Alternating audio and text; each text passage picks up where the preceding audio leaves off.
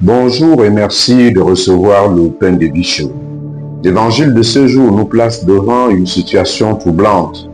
Jésus accomplit des signes, il libère des personnes possédées par le démon, il chasse le mal. Normalement, cela devrait remplir de joie et de reconnaissance ceux et celles qui en sont témoins. Mais c'est tout le contraire. Plutôt, Jésus est accusé d'expulser les démons par le pouvoir de Belzéboul, le chef des démons.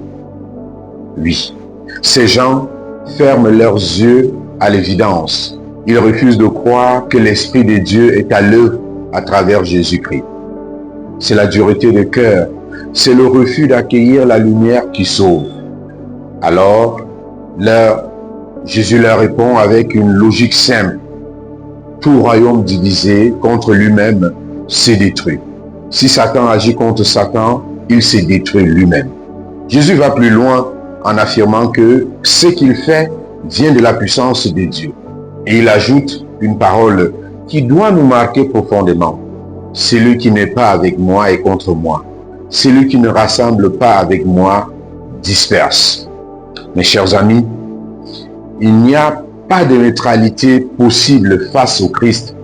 On ne peut pas dire je suis un peu avec Jésus et un peu ailleurs. Je crois, mais seulement quand cela m'arrange. Le Seigneur nous demande de faire un choix clair, un engagement du cœur. Il n'est pas possible que le mal engendre le bien. Il ne peut qu'engendrer le mal. Le démon ne peut rien faire de bon. Seul le bien engendre le bien. Et Jésus est le bien suprême.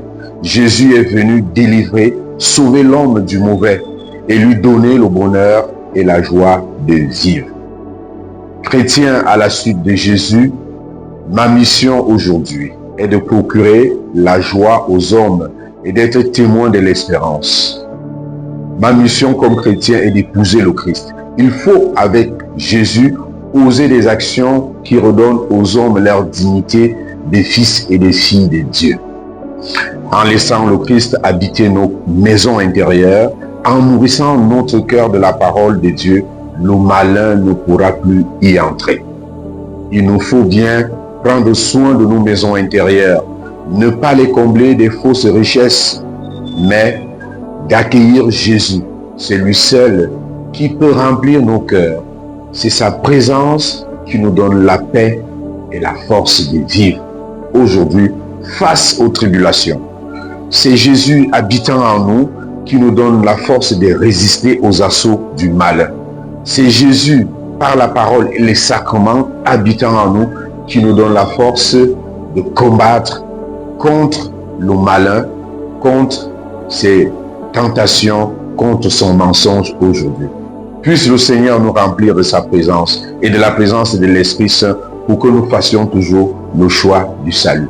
Bonne journée à tous et à chacun.